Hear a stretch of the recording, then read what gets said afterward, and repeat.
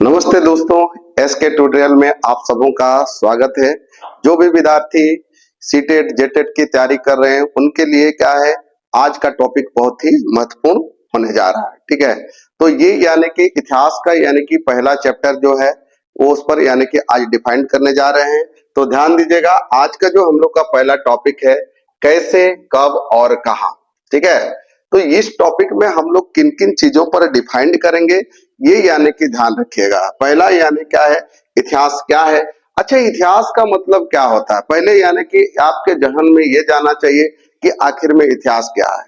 ठीक है, इतिहास क्या है, हमारा क्या है, इतिहास का संबंध किससे, अतीत की चीजें जैसी थी जिसमें से क्या क्या बदलाव आए, इसका अध्ययन हम लोग क्या करते हैं, इतिहास में करते हैं। मतलब पहले का जो चेंजिंग्स, जैसे हम लोग क्या था, अतीत हो गया, तीन चीजों को ध्यान देंगे, अतीत, वर्तमान और भविष्य। इतिहास में इन सारे चीजों का यानी कि महत्वपूर्ण योगदान रहता है। ठीक है, तो यहाँ पर अतीत और वर्तमान की तुलना करने पर क्या है, पहले और बाद में की गई बात आती है, इसीलिए समय का जिक्र जरूरी है।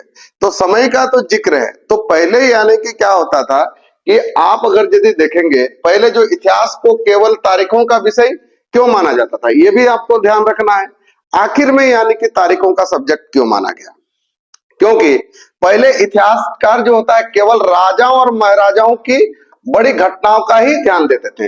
जब इतना बड़ा यानी कि घटनाओं को जब ध्यान देंगे तो सिर्फ और सिर्फ वो कौन सा डेट में हुआ, सिर्फ उसी को ही वो लोग मेंशन करते थे। ठीक है, जैसे राजा की तजपोसी कब हुई, ये जो राजा देख रहे हैं ये यानी कि इसका राज्याभिषेक कब हुआ, ये चीज को होता है। उनका विवाह कब हुआ, कौन सा युद्ध लड़ा गया और मृत्यु कब हो गई, ये सब यानी क्या है, विशेष रूप से यानी कि आपका फोकस यहाँ पर किया जाता था। ठीक है, तो ऐसी घटनाओं के लिए निश्चित तिथियां बताई जा सकती थी, इसीलिए इन तारीखों का महत्व बना रहता था।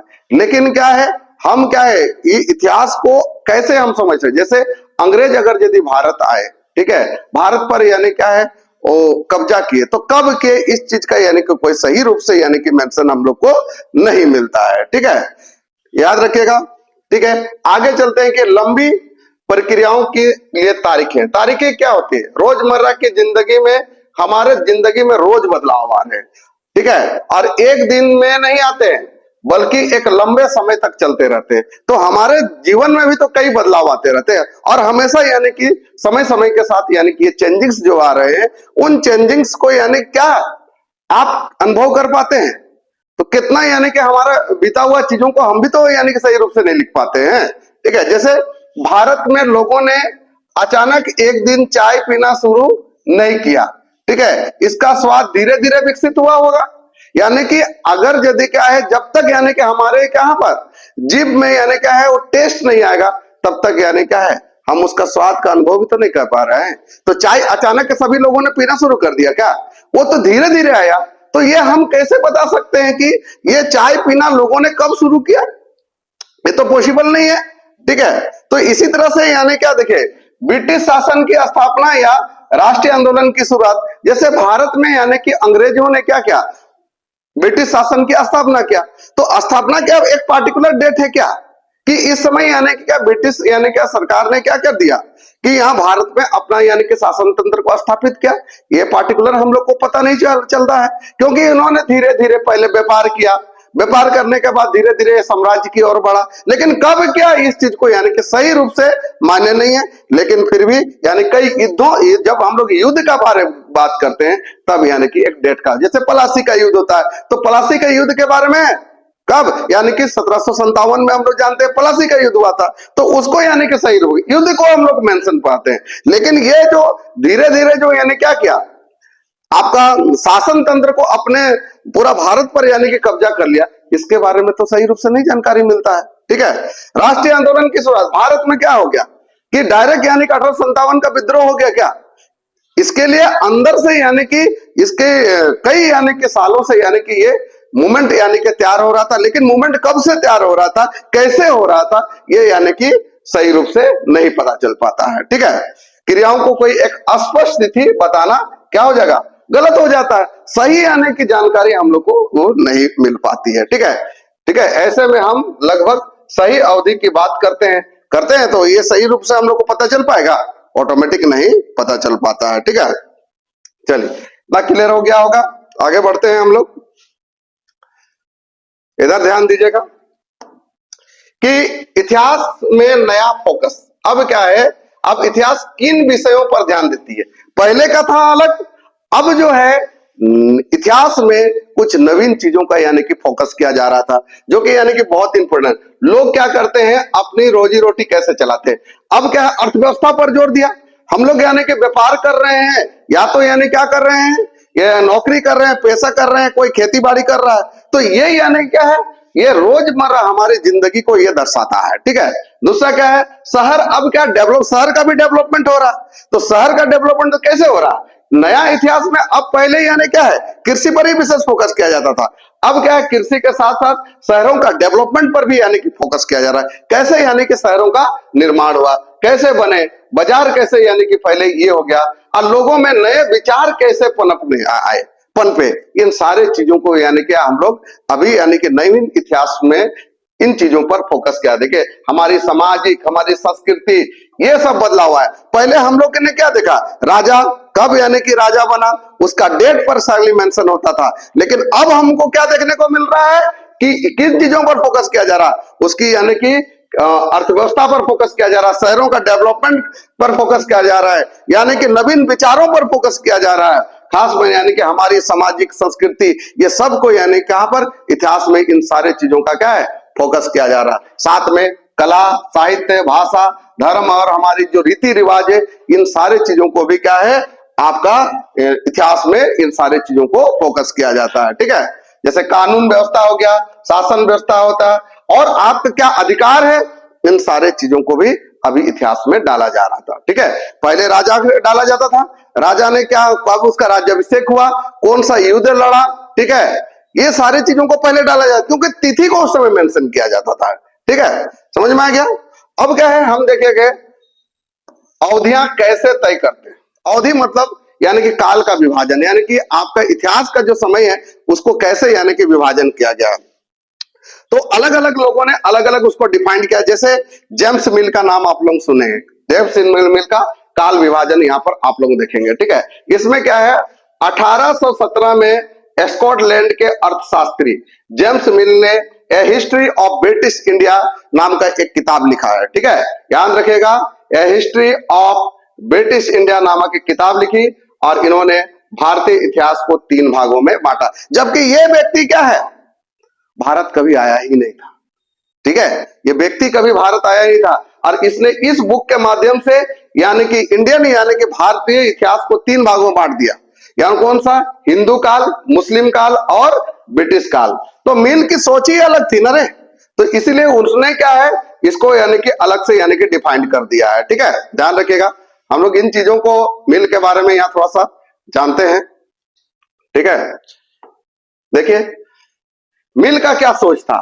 ठीक है, मिल का मानना था कि एशियाई समाज सभ्यता के मामले में यूरोप से पीछे है। वो बोलता है कि यहाँ का डेवलपमेंट नहीं है, हम लोग क्या है, बहुत ज्यादा डेवलपमेंट है। सभ्यता संस्कृति के मामले में यूरोप आगे है भारतीयों से। ठीक है, दूसरा क्या है, अंग्रेजों के आने से पहले यहाँ पर क्या होता है, धार्मिक बैर, जातिगत यानी कि बंधन, अंधविश्वास का बोलचाला यानी कि सबसे ज्यादा था। ये कहता है कौन, जेम्स मिल कहता है। ठीक है, और मिल का तर्क था ब्रिटिश शासन ही क्या है, भारत को सभ्यता की राह पर ले जा सकता था, और कोई दूसरा नहीं ले जा सकता। ये उनकी सोच है, हमारी सोच नहीं है। ठीक है ना, याद रखेगा। जेम्स मिल कब, 1773 से 1820 में। देखिए जेम्स मिल देखो कभी भारत आया नहीं, और भारत को बांट दिया और भारत के लिख दिया। अगर यदि यहाँ पर आकर यहाँ के सभ्यता संस्कृति को समझ करके वो कुछ करता, तब हम लोग बात करते। लेकिन इन लोगों ने तो यहाँ के यानी कि सभ्यता संस्कृति को समझा ही नहीं, डायरेक्ट यानी कि अपना यानी कि विभाजन कर दिया, अपना हिसाब से वो कर दिया है। ठीक है, क्लियर। ठीक है, चलिए, यानी कि मिल के विभाजन की समस्या क्या है, इनमें जेम्स मिल का जो विभाजन है उसमें क्या समस्या है। किसी भी युग को केवल शासकों के धर्म जैसे हिंदू और मुस्लिम के आधार पर बांटना यहाँ पर सही होगा, नहीं होगा, ये चीज को ध्यान रखिएगा। ठीक है, ऐसा करने से यह धारणा बनती है कि उस समय में रहने वाले अन्य धर्मों के लोगों के जीवन और तौर तरीके का कोई महत्व नहीं था। तो डायरेक्ट ये कर दिया तो ये होगा ना इस तरह से, ठीक है। तो हमें याद रखना चाहिए कि प्राचीन भारत में भी सभी यानी कि शासकों का धर्म एक नहीं था, सब यानी कि अलग अलग धर्म को भी उस समय भी मानते थे, ठीक है। जैसे अकबर जो था, अकबर क्या था, आपका मुस्लिम धर्म को इससे रिलेटेड था, आप लोग जानते हैं। लेकिन उसके राज्य में हिंदू, जैन, सिख, ईसाई सभी यहाँ पर रहते थे, याद रखिएगा ये सभी है। और अशोक के समय देखिए ये बौद्ध धर्म को मानता था, लेकिन उसके राज्य में अन्य सभी धर्म के लोग यहाँ पर मौजूद थे, ठीक है। और देखिए गुप्त काल में हिंदू काल कहना इसको भी गलत हो गया, ठीक है, क्योंकि उस समय बौद्ध और जैन जो धर्म था ये भी उस समय यानी कि काफी यानी कि मौजूद था, बौद्ध धर्म और जैन धर्म भी मौजूद था, ये धर्म भी यहाँ पर प्रचलित था। तो इसको हम लोग कैसे कह सकते हैं, कह सकते हैं, ठीक है।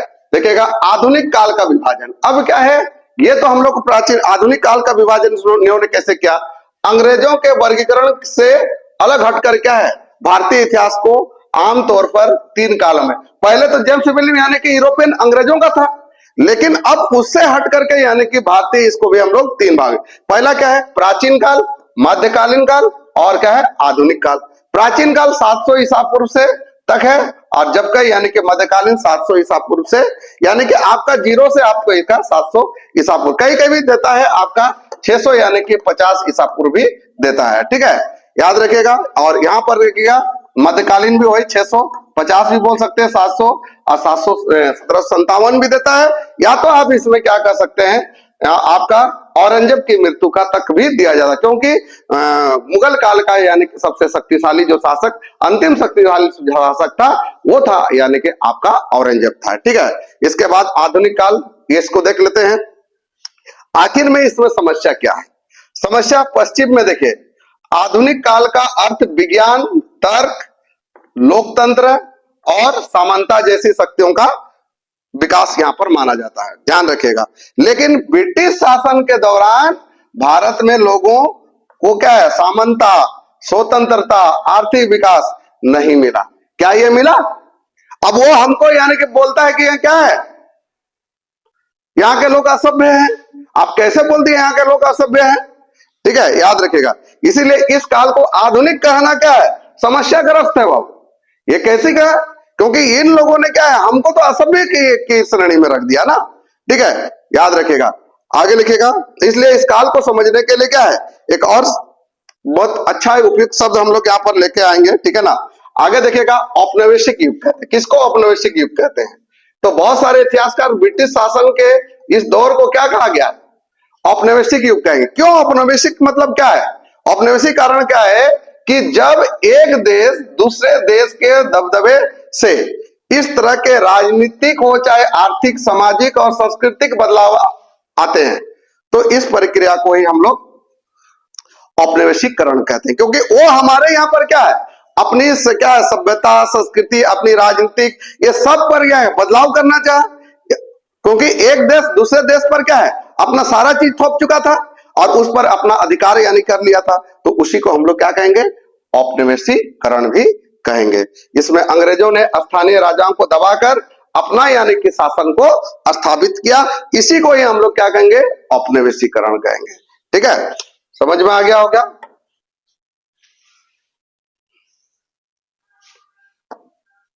ध्यान रखिएगा, इसका राजनीतिक प्रभाव क्या पड़ा, देखो भारतीय राजाओं पर अंग्रेजों का नियंत्रण, किस पर, भारतीय राजाओं को किस पर, अंग्रेजों का, ईस्ट इंडिया कंपनी से ब्रिटिश सरकार का शासन।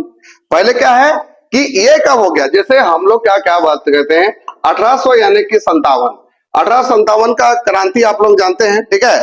तो 1857 में जिसका यानी कि आप लोग कहते हैं इसको सैन्य यानी कि आंदोलन भी बोलते हैं, ठीक है, यानी कि आपका 1857 का जो क्रांति हुई, इस क्रांति के बाद पूरी तरह से यानी कि जो ईस्ट इंडिया कंपनी है, हमारा क्या है, ईस्ट इंडिया कंपनी, पहले भारत में शासन ईस्ट इंडिया कंपनी कर रही थी, और ईस्ट इंडिया कंपनी से छीन करके कौन कौन ले गया, यानी कि आपका ब्रिटिश संसद ले गई, ठीक है। तो वो यानी कि आपका भारतीय राज्यों पर अंग्रेजों का नियंत्रण ईस्ट इंडिया कंपनी से किसमें, अब डायरेक्ट यानी कि यहां से लेकर यानी क्या है आपका, हम लोग का कौन आ गया, यानी कि आपका ब्रिटिश यानी कि सरकार से, ब्रिटिश सरकार जो है वो सरकार यहां पर कर लेती है, समझ में आ गया, ठीक है। और भारतीयों की राजनीतिक शक्ति का क्या हो जाता है, यह पूरी तरह से दमन हो जाता है, ठीक है ना। आर्थिक प्रभाव अंग्रेजों का, देखिए इसके प्रभाव से आर्थिक प्रभाव क्या पड़ा, किसानों पर भारी टैक्स बढ़ गया, ठीक है। कच्चे माल जो यानी कपास था, नील हो गया, चाय और मसाला का क्या हो गया, शोषण होने लगा। भारतीय उद्योगों का धीरे धीरे इसके कारण क्या हो गया, पतन होने लगा, क्योंकि अब तो यानी उसी का अधिकार था ना, ठीक है। और धन का विदेश जाना, यानी कि पहले जो हम लोग सामान बेचते थे तो वो क्या करता था, धन देता था, लेकिन आज क्या हो गया, यहीं के वस्तुओं को यहीं के, क्योंकि हमारे पास वो शासन स्थापित कर चुका है, तो अब यहीं के पैसा से, यहीं के टैक्स के पैसे से यहीं के वस्तु खरीद करके भेज रहा है। तो यानी कि क्या होगा, सारा पैसा कहां चला जा रहा है, यानी कि आपका ब्रिटेन चला जा रहा है, जिससे यानी कि हमारा यानी कि देश क्या है, धीरे धीरे क्या हो गया, हमारा खजाना खाली हो रहा है ना, और किसका भरने लगा, इंग्लैंड का भरने लगा, ठीक है। सामाजिक प्रभाव क्या हो गया, देखोगे नई शिक्षा व्यवस्था से, जैसे मैकाले की शिक्षा नीति, ठीक है, सामाजिक सुधार आंदोलनों की गति, जैसे राजा राम मोहन राय, ठीक है, ईश्वर चंद्र विद्यासागर, ये सब क्या है हमारे समाज में, जैसे जाति प्रथा हो गया, सती प्रथा आप लोग जानते हैं, जिसमें यानी कि महिलाओं को जला दिया जाता था, इस सब राजा Ram Mohan Roy, Lord William Bentinck की सहायता से क्या था, है ना, बाल विवाह जैसी कुरीतियों पर प्रहार किया गया, ठीक है। और सांस्कृतिक प्रभाव, पश्चिमी विचारों का प्रभाव देखेगा, जिसमें मुद्रण हो गया, यानी कि छापा खाना, समाचार पत्र निकले, आधुनिक शिक्षण का विस्तार हो गया, अंग्रेजी भाषा का जिसके कारण प्रसार हो गया, ठीक है। तो ये सारे चीज क्या था कि आज का जो हम लोग ने जो टॉपिक समझा, टॉपिक को पढ़ा, कौन सा टॉपिक था हम लोग का, कब, कैसे और कहा, इन चीजों में हम लोग ने एक एक चीज को समझा। किन चीजों को समझा, कि तारीख को समझे, अवधि को समझे, इसके काल विभाजन को यानी कि बेहतर रूप से समझा, ठीक है। ये यानी कि आप लोगों के लिए क्या है, बहुत ही महत्वपूर्ण टॉपिक है, जो अभी जेटेट की एग्जामिनेशन आने जा रही है, इनमें से जरूर यानी कि क्वेश्चन रहेगा, ठीक है। आप लोग यानी कि इसको ध्यान से एक बार पढ़ लीजिएगा, ठीक है। चलिए इसके लिए चलिए बहुत बहुत धन्यवाद। चलिए इसको जो भी यानी कि विद्यार्थी और भी यानी अच्छे इससे अच्छा लगा तो आप लोग इसमें कमेंट्स कर सकते हैं, और साथ में इसका फॉलो भी कर सकते हैं, बेल आइकन बजा के इसको शेयर भी कीजिए, ताकि क्या है आपको नए नए नोटिफिकेशन जरूर मिलेंगे। धन्यवाद।